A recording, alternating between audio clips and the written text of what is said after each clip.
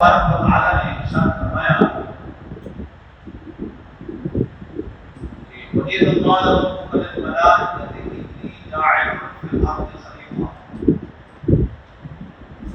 اللہ نے فرشتوں کو کہا کہ میں زمین پر ایک خلیفہ بنانے والا ہوں، نائب بنانے والا ہوں۔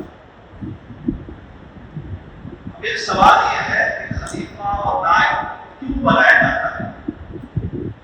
میرا نائب اس لیے بنایا جائے گا کہ میری صفات کا سلسلہ چل نہیں سکے گا، پیچھے کوئی نہیں ہوگا تو چل نہیں سکے گا،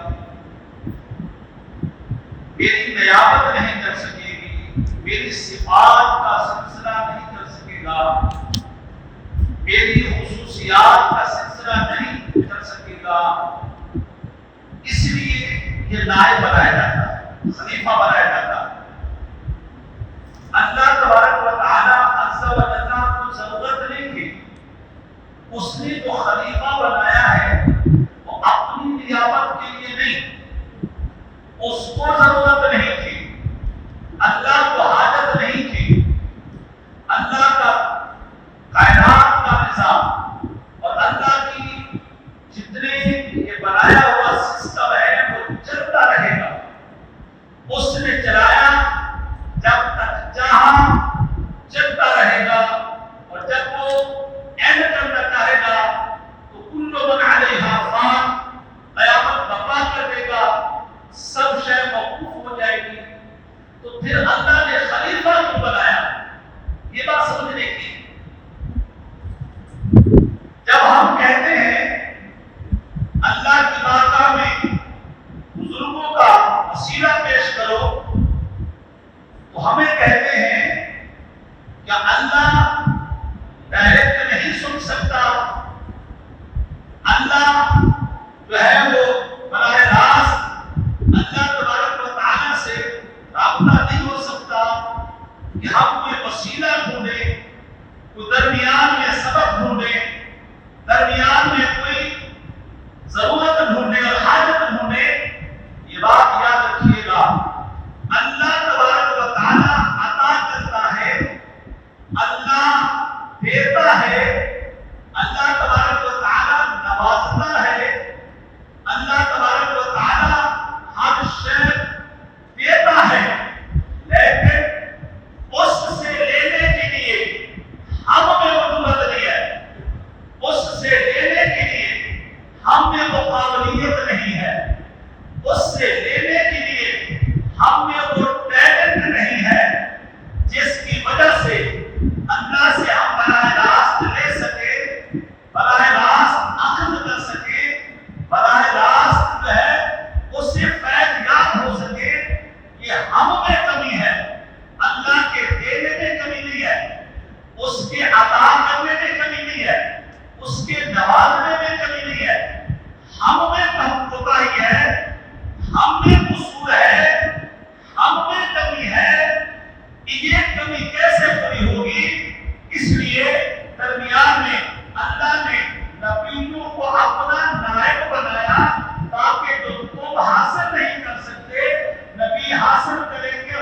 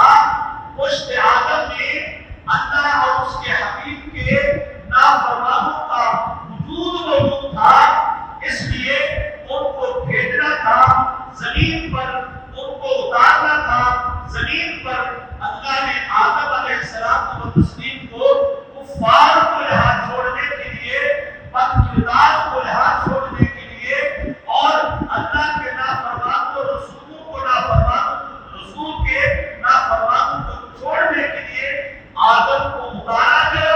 جب آدم علیہ السلام و تسلیم یہاں چھوڑ چکے، اللہ نے پھر آدم کی توبہ قبول کی اور جنت میں بھیج دیا۔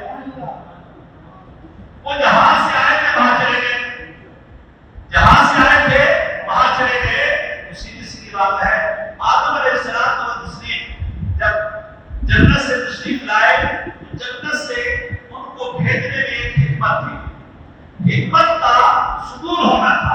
آدم کو اتاریں گے کیسے؟ اللہ تبارک و تعالی نے ایک شجرہ ممنوعہ، اللہ نے کہا تھا کہ اس درخت سے نہیں کھانا، وہ گندم نہیں تھا، وہ گندم کا نہیں تھا۔ یہ ہماری رائے ہے، ہمارا قیاس ہے کہ وہ گندم کا تھا۔ اللہ نے یہ کہا تھا کہ اس درخت سے نہیں کھانا، اللہ نے تو نہیں بتایا، محمد صلی اللہ علیہ وسلم اللہ نے بتایا گندم کا نہیں تھا۔ یہ علماء نے لکھا ہے کہ وہ تعین کر دینا کہ وہ گندم کا تھا، گیہوں کا، آدم علیہ السلام کو تسلیم نے کھایا نہیں۔ اللہ نے کوئی بھی درخت تھا، کہا کس سے نہیں کھانا، آدم علیہ السلام کو تسلیم کو اللہ نے زمین پر بھیجنا تھا۔ اللہ کی حکمت اور اللہ کی مشیت یہ ہوئی، حکمت یہ ہوئی کہ آدم کھائے اور زمین پر تشریف۔ آدم علیہ السلام کو تسلیم جب تشریف لائے زمین پر، آدم علیہ السلام کو تسلیم کو لگا کہ میرے رب نے مجھے منع کیا تھا، لیکن میں ہمارے جو دیہاتی کرتے ہیں میں کھا لیتا ہوں۔ اب اللہ سے توبہ کریں، اللہ سے توبہ کرنے کے لیے انہوں نے کئی احساس بڑھائے، اور ایک دن جو ہے ان کی نظر جو ہے پیشانی عرش پر، عرش کی پیشانی پر جا پڑی، وہاں لکھا ہوا تھا لا الہ الا اللہ محمد رسول اللہ۔ اللہ کے پیغمبر نے ہاتھ اٹھا دیے، اللہم انی اسألک بحق محمد صلی اللہ علیہ وسلم، اے اللہ میرا روزہ قبول کر لے، میری حکمت پر مبنی خطا قبول کر لے، اور میری توبہ قبول کر لے۔ اس محمد صلی اللہ علیہ وسلم کے وسیلے سے، اس ذات کے وسیلے سے میری توبہ قبول کر لے۔ اللہ نے فرمایا اے آدم یہ کیسے پتہ چلا کہ میں اس ذات کا وسیلہ پیش کروں؟ فرمایا میرے رب جب تو نے میرے اندر روح پھونکی اور میں نے آنکھ کھولی تو آپ کے نام کے ساتھ جو نام لکھا ہوا تھا، یہ اصول ہے اپنے ناموں کے ساتھ محبوبوں کا نام لکھا جاتا ہے، پیاروں کا نام لکھا جاتا ہے، غیروں کا نہیں لکھا جاتا۔ مجھے نظر تھا اور پتہ چل گیا تو تیرے نام کے ساتھ نام ملا ہوا ہے، کسی حبیب اللہ کا ہو سکتا ہے، محبوب اللہ کا ہو سکتا ہے، کسی پیارے کا ہو سکتا ہے، یہ کسی من دون اللہ کا نہیں ہوگا۔ من دون اللہ کا نعرہ تکبیر، نعرہ رسالت، علماء سنت۔ میں بات ختم کر رہا ہوں۔ یہ جب ہم حدیث بیان کرتے ہیں کہ آدم علیہ السلام و تسلیم نے یہ دعا مانگی تو یاد میں ادھر سے کر کھڑے ہو جاتے ہیں۔ حضرت کی حدیث نہیں ہے، ہمیں بھی پتہ ہے، ہم تم خرگوش کے بات کو پڑھنے کا مطلب ہے۔ تین رائے اس حدیث کے بارے میں، ایک رائے یہ ہے کہ یہ صحیح اور اسناد حدیث ہے، بالکل صحیح سند کے ساتھ ہے۔ جب صحیح سند کے ساتھ ہے تو اعتراض نہیں ہوگا، پھر اعتراض نہیں ہوگا۔ دوسری رائے کہ یہ حدیث ضعیف ہے۔ حدیث کیا ہے؟ ضعیف ہے۔ ضعیف کے بارے میں رائے یہ ہے کہ ضعیف حدیث اگر کسی فضیلت میں آ جائے، کسی برکت والے کام میں آ جائے، کسی مبارک کام میں آ جائے تو پھر ضعیف حدیث پر بھی عمل کیا جاتا ہے۔ نبی صلی اللہ علیہ وسلم کا وسیلہ پیش کرنا اور آدم علیہ السلام و تسلیم کا عمل کرنا اور توبہ کی قبولیت کے لیے پیش کرنا، یہ فضیلت کا معاملہ ہے۔ حدیث اگر ضعیف بھی ہو تب بھی قابل قبول ہوتی ہے، اس پر کوئی آبجیکشن نہیں۔ تیسری رائے جو علامہ ذہبی نے لکھی ہے، وہ کہتے ہیں یہ حدیث موضوع ہے، یعنی سننے پڑھنے کے قابل نہیں۔